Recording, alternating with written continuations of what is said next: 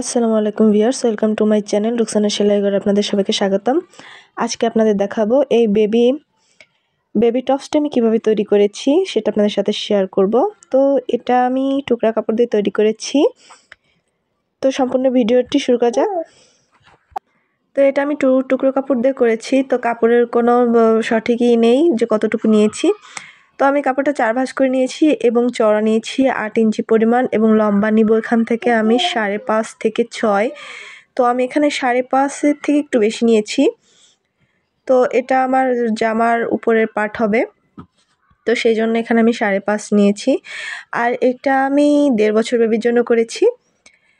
এরপর গলার মাপটা আমি 2 ইঞ্চি পরিমাণ নিয়েছি, পুটের আমি 2.5 ইঞ্চি নিয়েছি এবং আর্মের মাপটা আমি 5 ইঞ্চি নিব।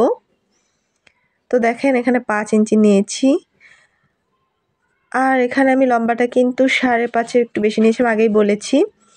আর এখান থেকে আমি গলার জন্য লম্বাটা নিয়েছি 2.5 ইঞ্চি। এরপর আমি শেপ দিয়ে নিব। বডির জন্য নিচ্ছি আমি 6 ইঞ্চি।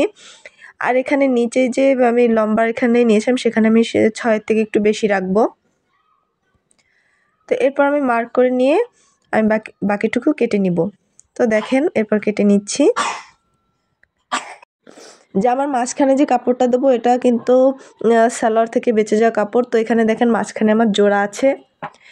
তো দুইটা আমি এখানে এভাবে জোড়া আগের থেকে সেলাই করে নিয়েছি জোড়াটা। এবার মাঝখানে এভাবে বসে এটা এখন মাপ দিয়ে নিব। তো এখানে 13 ইঞ্চি পরিমাণ হয়েছে আমার লম্বা, মোট টোটাল হবে 15 ইঞ্চি পরিমাণ। তো এখানে দেখেন সেলাই টেলাই দিয়ে আমার 12 ইঞ্চি পরিমাণ থাকবে।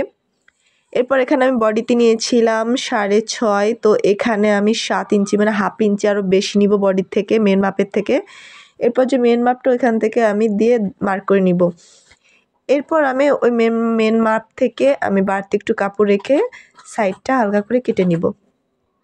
এরপর নিচে যেটা দিব সেটা হচ্ছে আমার এই টুকরো কাপড় থেকে বেঁচে যে একটু একটু করে সেটা আমি আলাদা অফলাইনে জোড়া দিয়ে নিয়েছি। এরপর আমার এখানে কুচি হবে। তো আপনারা আপনাদের মাপ অনুযায়ী কুচি অনুযায়ী কাপড় নেবেন।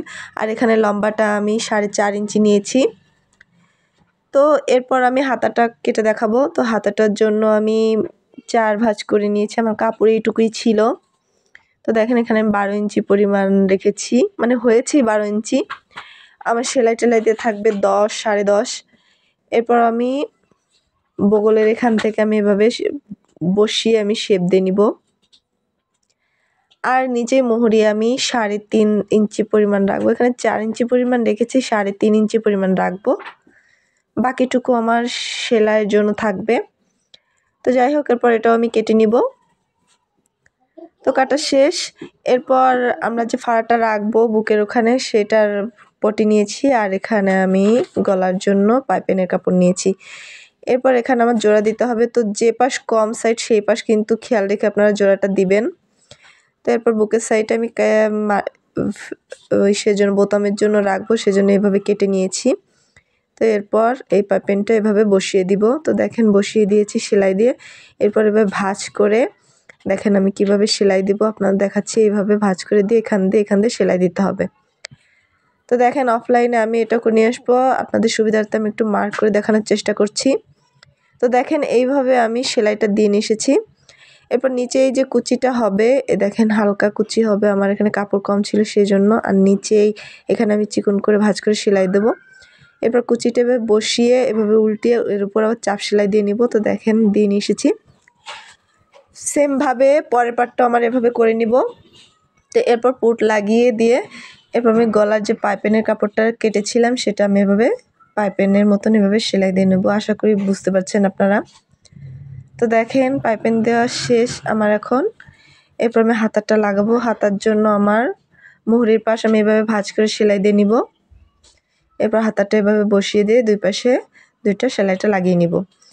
এরপর আমার বডিটা মেপে আমি পাশে সেলাই করে নেব। তো দেখেন জামাটা আমার এখন কমপ্লিট। কিন্তু এখানে হচ্ছে আমার যে মাঝে যে কাপড়টা আছে এটার সালোয়ারের কাপড় ছিল। তো এখানে মাঝে আমার জোড়া দেওয়া আছে, জোড়াটা ঢাকার জন্য বা না দেখার জন্য আমি এখানে একটু আলাদাভাবে একটু সাজাবো। তো আলাদাভাবে এখানে আমি দেখেন তেরসাভাবে মার্ক করে নিচ্ছি, মানে এখানে আমি হাতে সেলাই একটু কারুকাজ করব। তো এভাবে জালের মতন সেলাই দিয়ে মাঝখানে আমি ছোট ছোট করে 5 পাপড়ির ফুল দিব। তারপর সেলাইতে চলে যাব। সেলাইতে দেখেন এই যে ডাল আমি যে লম্বা লম্বা দাগ দিয়েছি এটা আমি ডাল ফোল্ড দিব। তো এই যে দেখেন ডাল ফোল্ডটা কীভাবে দিতে হয় আশা করি দেখে বুঝতে পারছেন। তো এইভাবে করে আমার এই লাইনগুলো পুরোটা শেষ করতে হবে। তো এইভাবেই করে আমি ডাল ফোল্ডটা শেষ করব। এখানে আপনারা অন্য সেলাইও দিতে পারেন, যেমন ব্যাক স্টিচ আছে, এরপর চেন 4 আছে। এর পর্যায়ে আমি ফুলের কাজটা দেখাবো। তো ফুলের কাজটা দেখেন এখানে আমি লেজি ডেজি না দিয়ে তো আমি এখানে ভরাট সেলাই দিয়েছি। তো ভরাট সেলাই আমার এখানে 3টা সেলাই দিলে আমার একটা পাপড়িটা ঢেকে যাচ্ছে। তো এটা 3টা সেলাই দিয়েই আমি এখানে পাপড়ির কাজটা কমপ্লিট করে নিয়েছি। আর মাঝে আমি ফ্রেঞ্চ নট দিয়ে এভাবে করে সেট করে নিয়েছি। তো দেখেন ফুলগুলো এভাবে সেলাই হবে। আমার জামাটা রেডি। তো কেমন হয়েছে সবাই কমেন্ট করে জানাবেন। আর হ্যাঁ, যেখানে আমি বোতাম প্লেট করেছিলাম সেখানে আমি একটা টিপ বোতাম লাগিয়ে নিয়েছি, এটাও আমি অফলাইনে লাগিয়ে নিয়েছি। তো জামাটা কেমন হয়েছে সবাই কমেন্ট করে জানাবেন। ভিডিওটি ভালো লাগলে লাইক, কমেন্ট এবং শেয়ার করে দেবেন। আল্লাহ হাফেজ।